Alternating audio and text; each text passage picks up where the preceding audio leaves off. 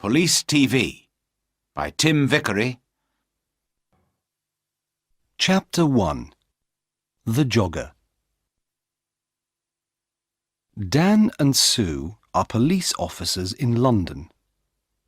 It is a Tuesday morning and Dan is angry.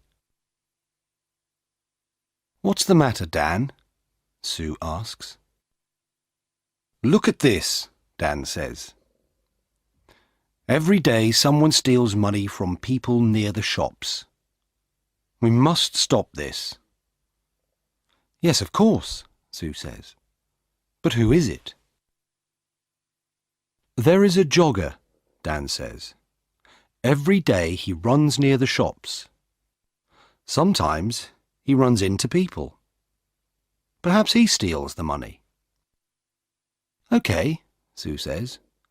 "Let's go to the shops. Perhaps we can see this jogger." They sit upstairs in a window over the shops. Dan has a radio. They watch the people in the street. "Look," Sue says. "There's the jogger." The young man runs into an old woman and she falls down. The jogger puts his hand on the old woman's arm. "I'm sorry," he says. "Can I help you? Here's your bag."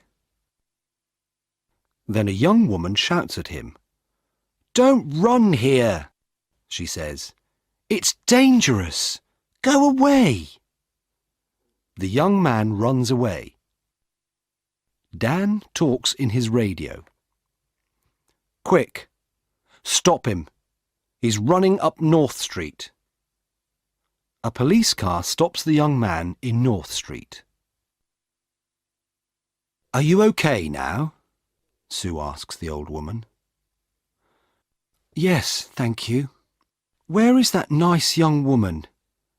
I can't see her now." "Have you got all your money?"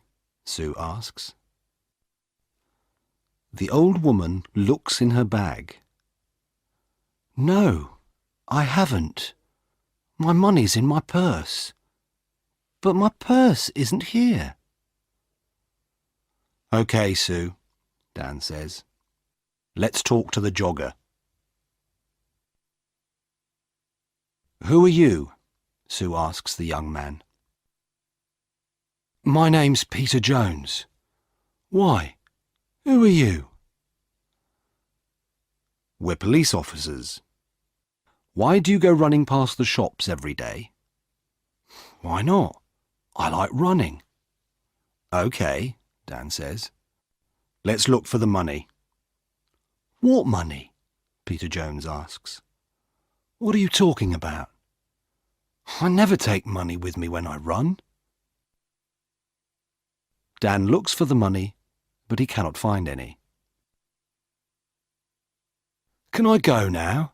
Peter Jones asks. "OK," Dan says angrily, "but don't come back." "Why not?" Peter asks angrily. "I live here, and I'm not doing anything wrong." He runs away. "What do we do now?" Sue asks. "Where is the old woman's money and her purse?" "I don't know," says Dan. "Somebody has it. But who?"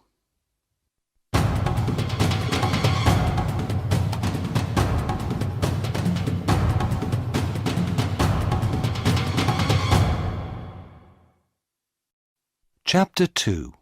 TV. Dan and Sue go back to the shops. "I don't understand," Dan says. "The jogger hasn't got the money, so we must look for someone different." "Look," Sue says.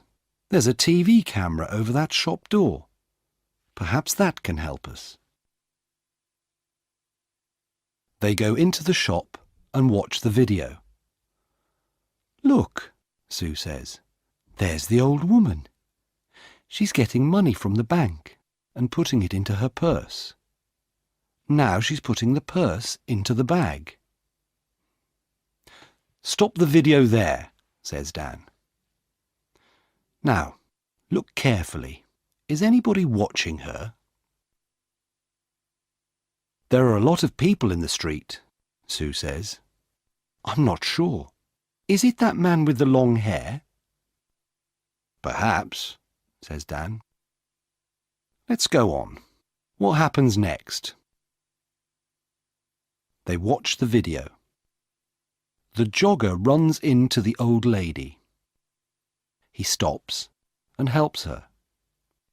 She shouts at him and he runs away. Then a lot of people come and help the old lady. Look, Sue says, the long-haired man has her arm. Yes, but that woman has her bag, Dan says. What's she doing with it? Oh, I can't see. There's a man in front of her. Listen, I have an idea, Dan says. You go to the bank tomorrow and take some money out. Why is that a good idea? Sue asks. Because we can watch you, Dan answers. Get a lot of money from the bank and let everybody in the street see it. Take a radio too, so you can talk to me. OK, Sue says. We can do that tomorrow morning then.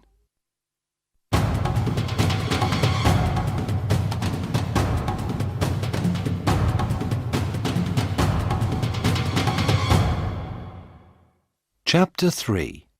Help me. Quick. Next day, Sue goes to the bank. Dan is watching with another policeman, Jim. They have radios. I'm getting the money now, Sue says. That's good, Sue, Dan says on his radio. Now let everybody see it. Sue drops some money near her feet. People in the street look at her. Look, there's the man with the long hair, Jim says. He's picking up the money. Shall I arrest him? No, wait, Dan says. Watch. The man picks up the money and gives it to Sue. Here you are, he says. That's a lot of money. Be careful. Thanks, Sue says. That's okay. The man smiles and walks away. Have you got all the money, Sue? Dan asks by radio.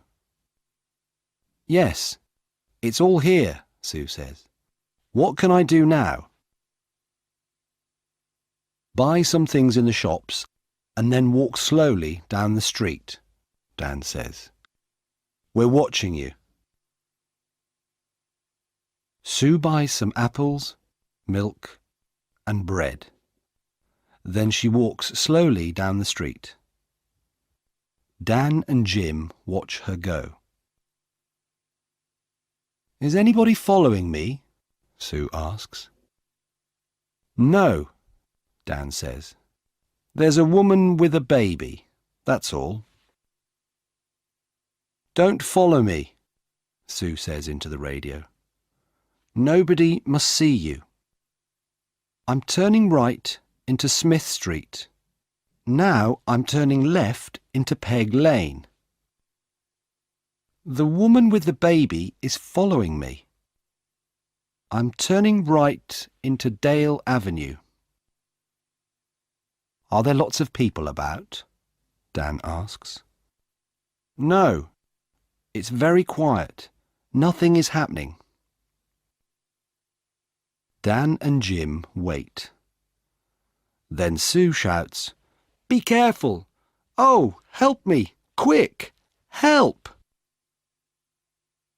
The jogger, Peter Jones, runs into Sue and she falls over. There are apples, milk and bread everywhere. I'm sorry, says the man. Let me help you. The woman takes Sue's arm. Are you okay? She asks. Go away, she shouts at the man. But he sees the radio in Sue's pocket. What's this? He asks. A police radio? Give me the money, quick! He takes the money and runs. The woman wants to run after him, but Sue holds her. Stop, she says. I'm a police officer. You must stay here. But why? The woman asks. I want to help you. That man has your money. I haven't got it. Is he your friend? Sue asks. Where does he live? I don't know, the woman says. I don't know him. Who are you? Sue asks. Where do you live? Linda Wilkes. I live at 14 Old Street.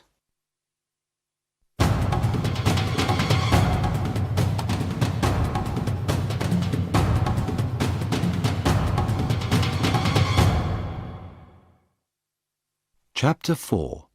Man with a Knife. Dan runs up to Sue. Are you okay? He asks. Yes, I'm okay, she says. Go on, Dan. Run. Sue calls a police car on her radio. Dan runs after Peter Jones. Jim, he's turning left into Dock Lane, he shouts. Can you see him? I can see him, but he's running very fast, Jim says. The jogger sees Jim and gets into a boat.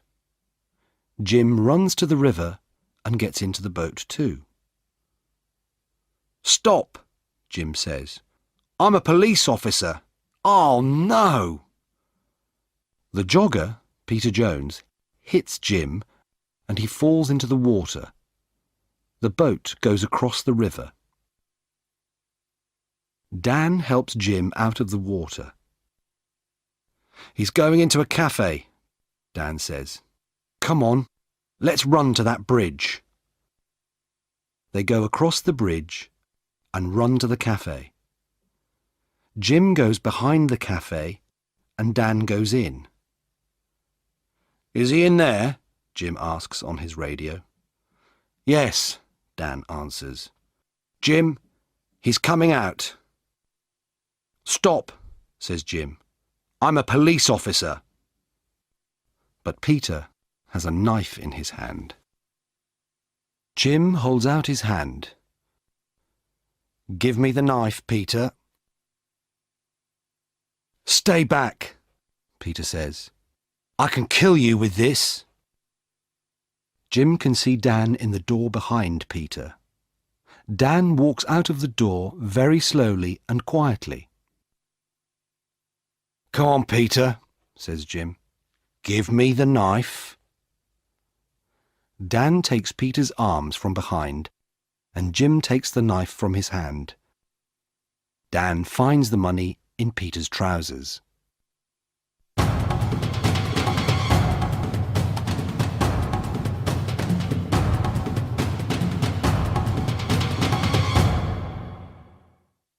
Chapter 5.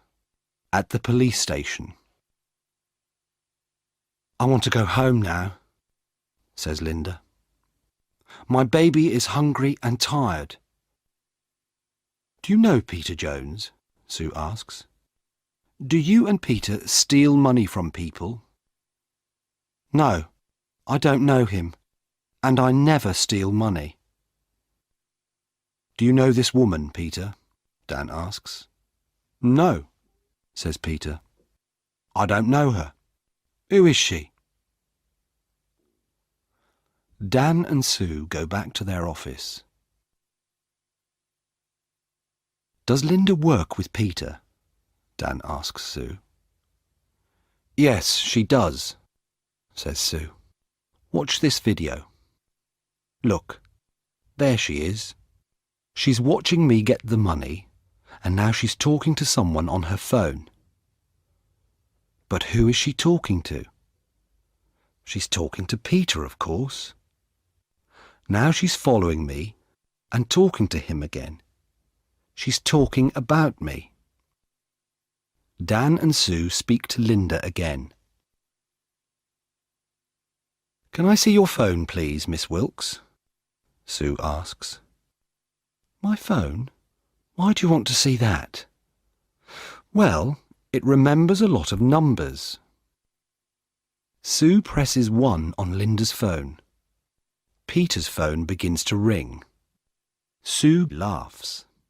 "Let me ask you again, Miss Wilkes. Do you know Peter Jones?" "Well, yes, okay.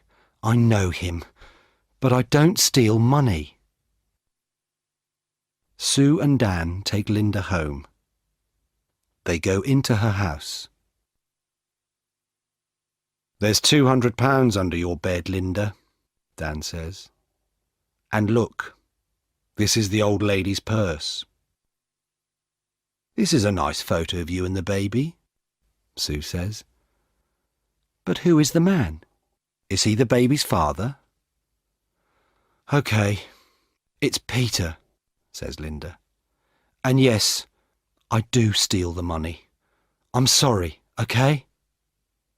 "No, Linda, it's not OK," Sue says. "It's not OK at all."